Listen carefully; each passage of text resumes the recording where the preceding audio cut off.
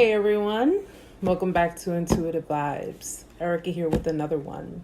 First and foremost, if you are new to the channel and you have gone through my content, you find it to be helpful, you find it to be informative, please be sure to hit the subscribe button.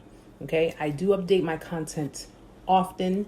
We talk about a lot of different things, mostly around narcissists, but we talk about other things as well. And if you have any feedback, any comments, any suggestions, I'm always open to it. So please leave it in the comment section. And of course, to all of my returning subscribers, welcome back. In this video, what I want to talk about are actually two things. One, the signs of a discard before the actual discard. And two, why the discard is rarely permanent. Now, we use the term discard because when you are in a relationship with a narcissist, it's not a regular breakup, okay? You got to understand the difference between the two. Now, to discard something means to throw it away.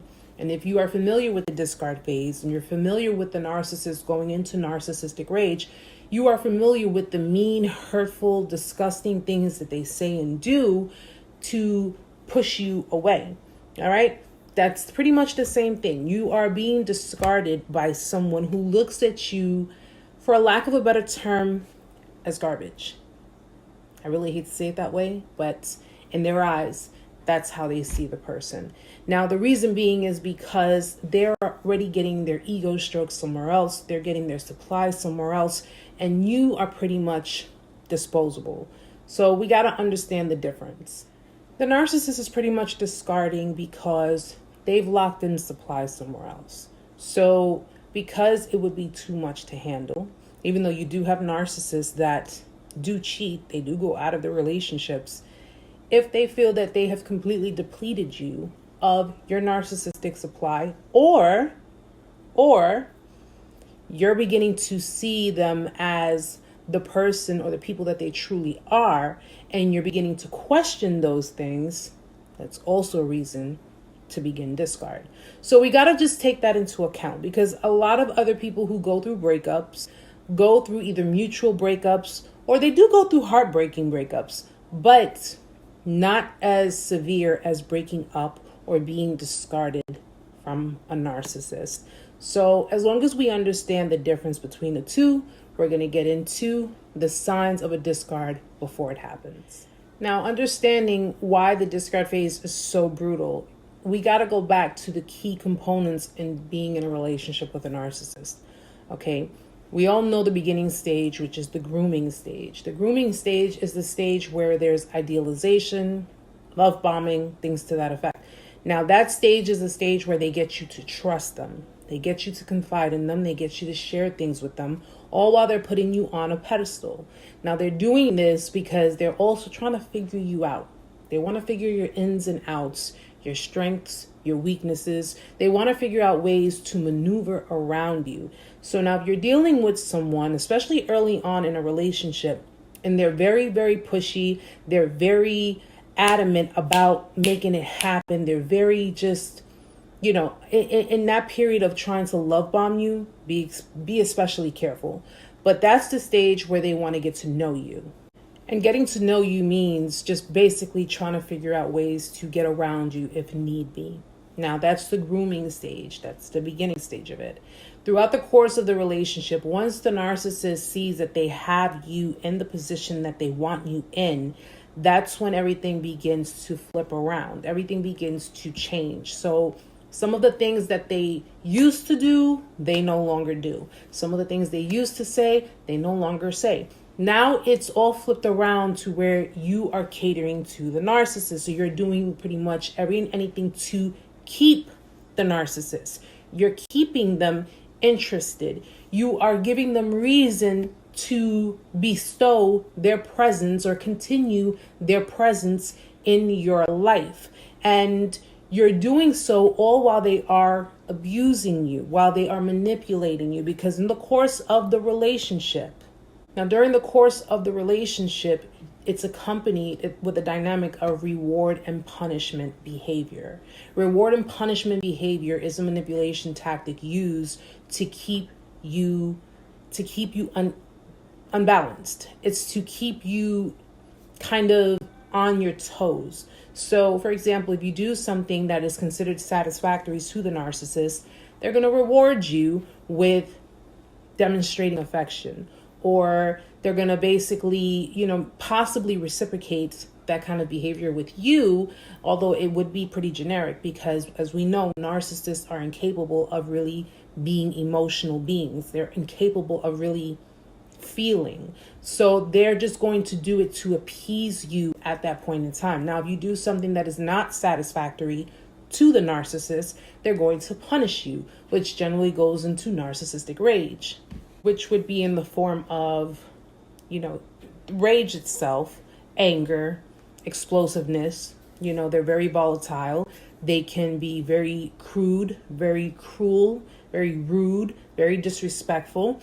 They can pretty much say and do things and make you feel guilty about it, make you feel bad about it, because they're blaming you for them going into their rage. Well, if you hadn't done this, I wouldn't have done that. And then you're feeling guilty, you're feeling bad, and you're left to be the one apologizing for something that you really had no knowledge of what it is that you had done wrong. It's just pretty much, if they see it as being something where it's not to my liking, or even if they took something the wrong way, they will accompany that with narcissistic rage.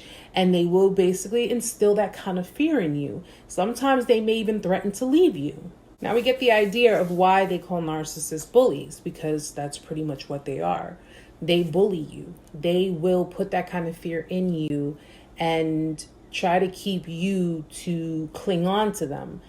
It's just it's a double-edged sword with them, because at the end of the day, they don't have emotions, they don't have feelings, they don't know how to sustain a relationship in a normal, healthy manner. So they use these tactics because these are things that they've also learned. Understand something. This is something that they've also learned, because you're not a bully unless you're taught how to be a bully. Okay? You're not going to go out there and just start bullying people if you are just an empathetic person who's just really, self-conscious or insecure with yourself. You're not going to do that. This is something that you learn throughout your life, and you go and you inflict it on someone else. And it's an ongoing cycle, because there are going to be points in a relationship where things are fine, things are great, things are, looking up, and then boom, something else happens. And then it's another issue. And then things get fine, things are okay, things are calm, and then boom, something else happens. You understand? It's the ongoing cycle of that type of abuse. And that's what creates that trauma bond. So now not only are you emotionally invested with someone who's manipulating you, who's hurting you, who's really bullying you, okay? This is what we call Stockholm Syndrome. And Stockholm Syndrome is where you develop feelings for someone who is holding you captive. Now, a narcissist may sit there and say, well, I never told you you couldn't leave. I didn't tell you that you had to stay. I didn't put handcuffs on you and kept you. You're absolutely right. You never did, but you knew what you were doing. Instilling fear is a form of manipulation. Okay? Gaslighting is a form of manipulation. Guilt is a form of manipulation. All these different tactics have one thing in common, and it's manipulation. Okay? And as much as you think that it's real with the person that you're dealing with, it's not for them.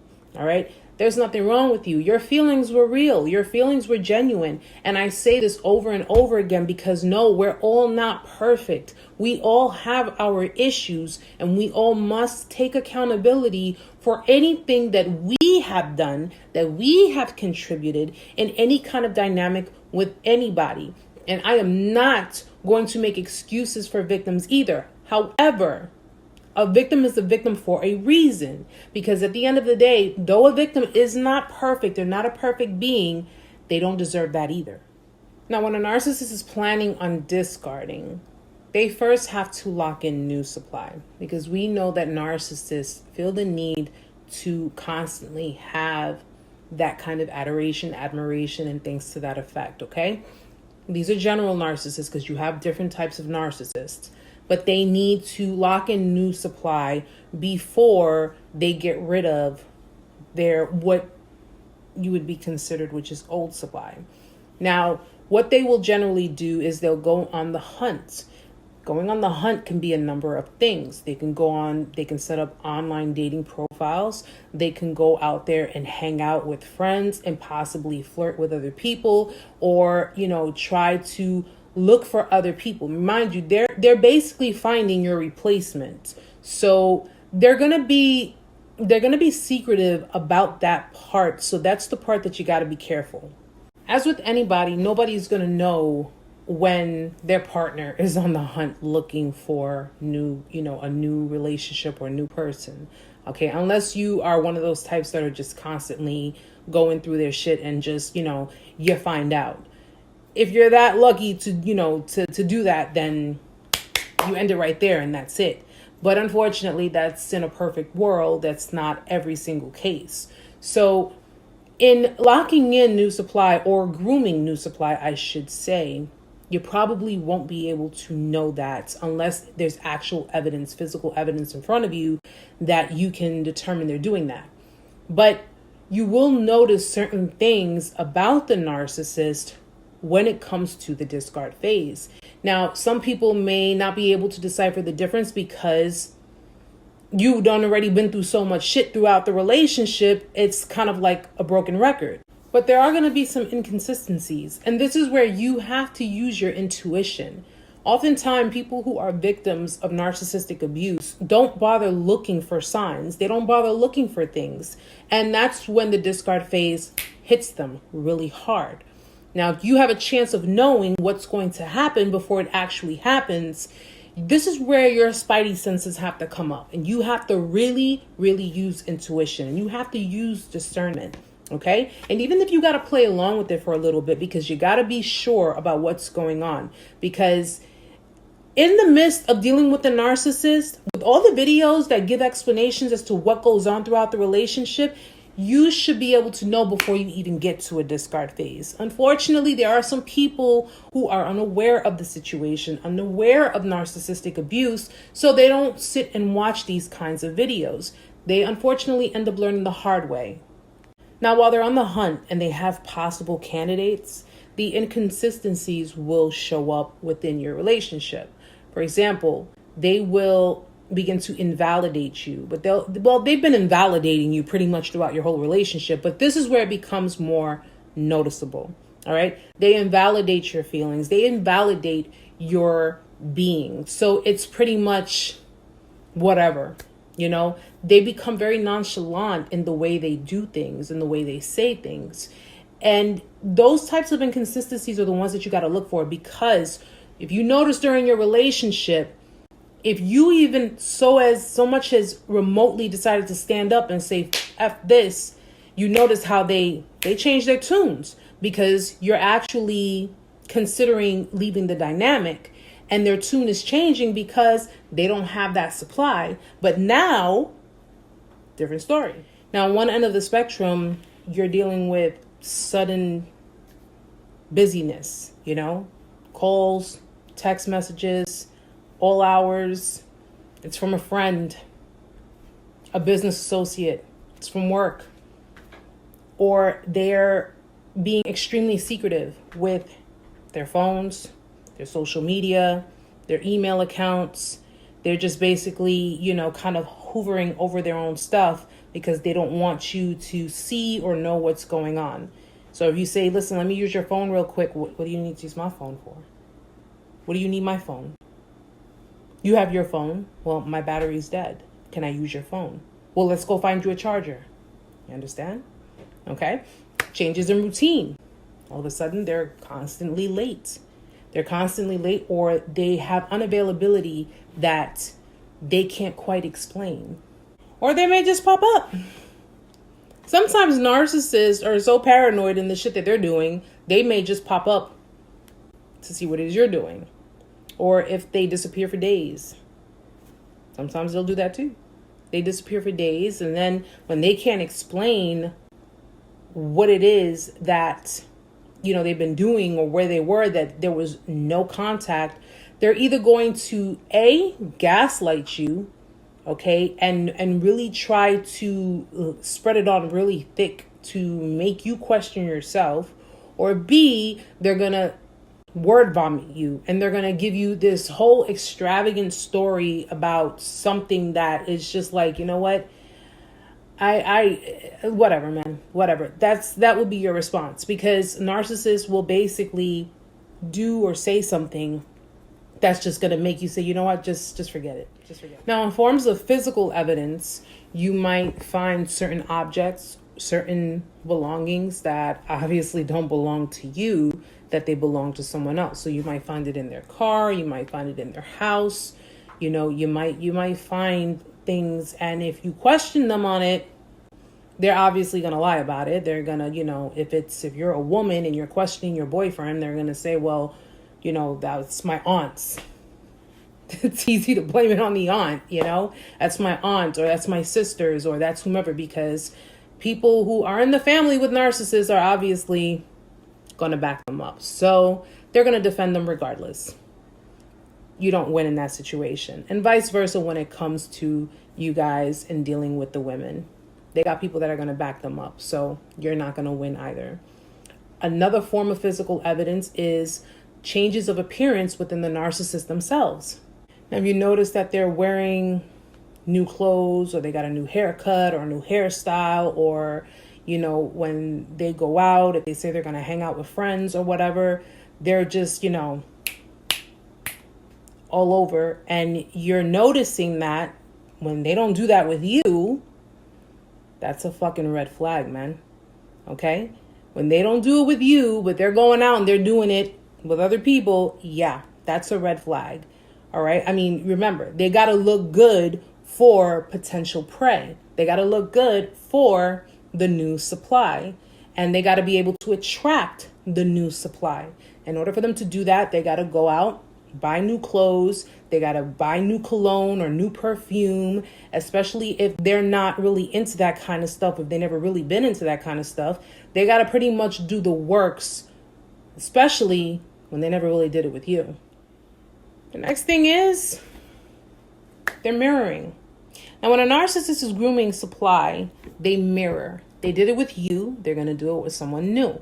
So they're going to mirror that person. Their mannerisms may change. Their speech may change. Their interests will change. Their phrases will change. So let's say they're grooming someone who is of high regard and they love arts and all of that good stuff. The narcissist will mirror that person. They're going to mirror that person's interest. So if you never stepped foot into a fucking museum with the narcissist, but all of a sudden they got Van Gogh and Michelangelo and all these different art pieces and all these different interests in these artists, you get where I'm going with this? Yeah, because that's one hell of a red flag right there. We ain't never stepped foot into a damn museum, then never checked out no art, and all of a sudden you like art? Then you have good old triangulation. And we know what triangulation is, right? So basically what the narcissist is going to do is they may even openly pit you against the new supply.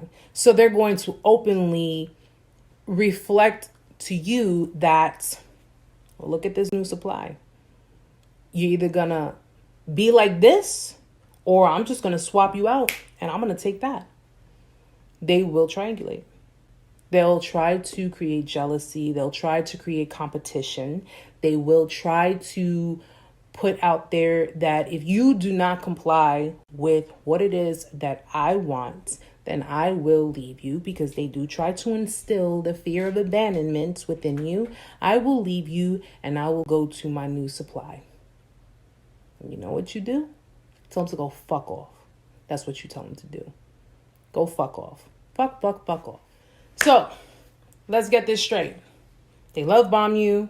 They put you on a pedestal. They high praise you. They play the blame game on you once all that's said and done and they're doing their manipulation. They gaslight you. They give you reward and punishment behavior.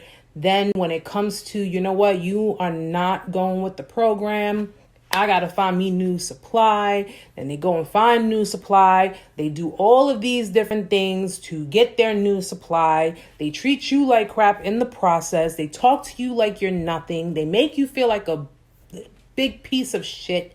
Okay? They invalidate you. They deplete you completely. They make you feel like you're going insane. They do all of these things. Please trust me. If you've already been through these stages and you're still with the narcissist, they do all of these things. Then the mask falls off completely.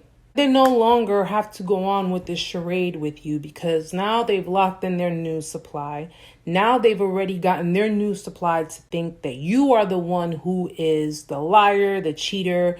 You're the one who did all of these horrible things to them because naturally they're the victim. Of course, we know that narcissists go with victim mentality.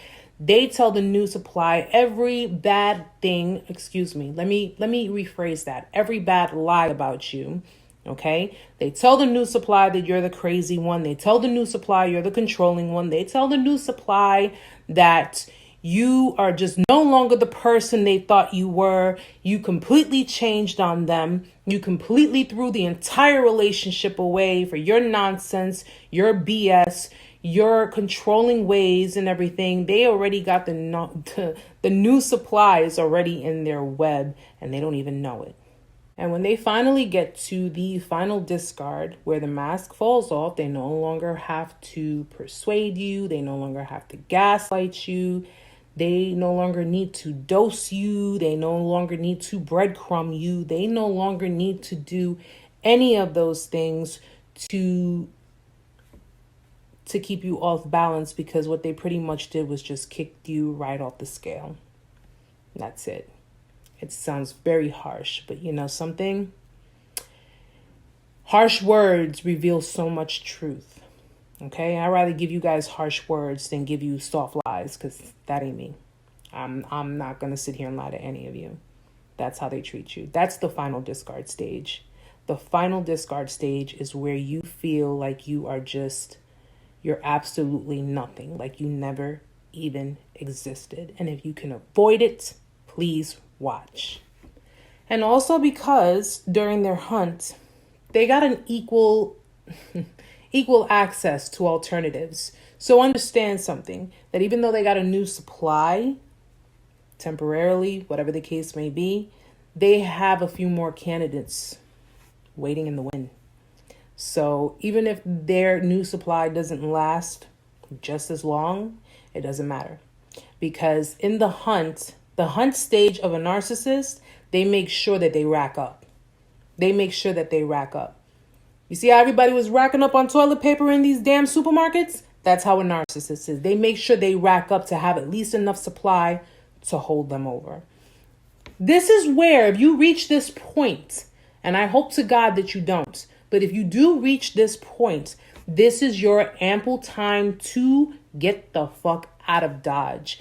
Get away from that. You don't deserve it. Which brings me to why the narcissistic discard is rarely permanent. Now, narcissists like to hoover. Go to my video on hoovering, okay? The reason they like to hoover is because a number of reasons, actually. Obviously, one being if the new supply or what they were going for didn't work out for them. Their new supply was running low, or they really just didn't quite find what they wanted out there. So they decided, you know what? I'm going to come back to you. But now I know, after everything I did, everything I said, you probably don't want shit to do with me. So now I have to come back and try to pretend to be vulnerable, extremely vulnerable. And I have to try to find the way to get you to trust me again. In my hoovering video, it goes over the different tactics that they use, okay? So we're not going to go over the tactics, but they tend to go back to exes, old supply, because you were vulnerable for them at one point. And they think that that vulnerability is going to continue in your veins, no matter what. In some cases, unfortunately, admittedly, they're right. This is why people tend to go back to their narcissistic exes, because of the traumatic bonding, especially people who have not fully completed their healing. So if sometime, because everybody's healing is different, it could take you a month to heal, it could take you 5 years to heal. It depends on who you are and how you heal. But if they get just an inkling of a sense that you still care, or that you still are showing feelings for them, they're going to run with that. They're going to run with that. Okay? Even if it means, well, we could start off as friends. We could be friends. Let's just be friends for now, because that's the number one thing. When they come to you and say, well, listen, I know how I treated you. I know how everything was between us. And I just want to let you know I'm sorry about it. I don't know what the hell I was thinking. I was wrong. I can't believe I let you go. You're the one that got away. You're the one who really, put up with me. You're the one who really, they're going to give you every damn thing in the book. And then what's going to happen is they'll say, well, look, can we at least still be friends? Can we just be friends? Because if you give them a friendship, they're going to feed on that. Trust. All it takes is granting them a friendship. All it takes is granting them access, re-entry back into your life, even if it's just as friends. Because what happens is they already know you. They've already been with you. They already know your ins and outs. They know everything about you already. Okay? And as much as you want to sit there and say, well, listen, we are just going to be friends, trust and believe they are snakes. They're snakes. Okay? And they will slither their way back in. This is how the cycle continues between you and a narcissist. This is why the discard is never permanent, because you agree, fine, we'll just be friends and that's it. Narcissists ain't got nothing but time, and they will not waste a minute. They will not skip a beat when it comes to re-entering back into your life and doing all the shit all over again. The minute you entertain them, the minute you entertain the idea of it, it's a wrap. It's a wrap, because they're going to find ways to tug at your heartstrings. They're going to find ways. How the narcissist is looking at you, I'm going to tell you straight up how they're looking at you if you decide to do it. I just did all that shit to you. I done fucked you up. I done left you. I done screwed around with all these people and came back and just said, oh, I'm sorry. And I know the errors of my ways and da da da. You are so fucking stupid. That's how they look at you. And you don't know what is coming, because I got my way with you the first time. And this time, I'm going to have even more fun.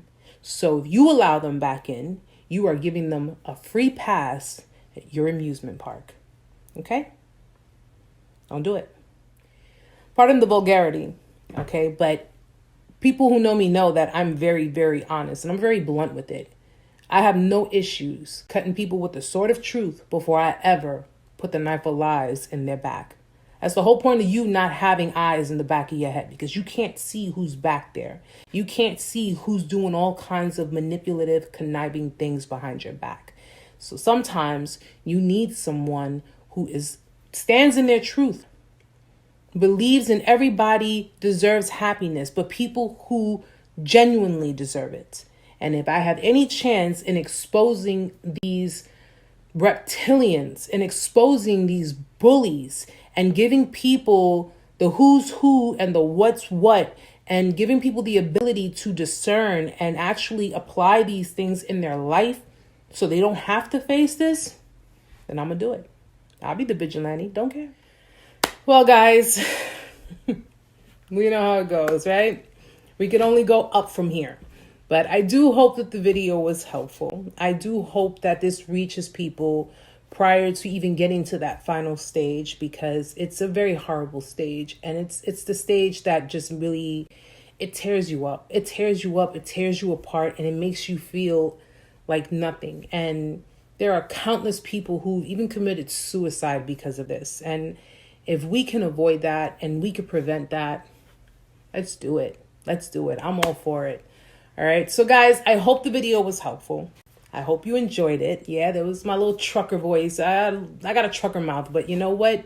At the end of the day, it's all love. All right. So I hope everything made sense for you guys. If you have questions, comments, feedback, you know what to do. Leave it in the comment section.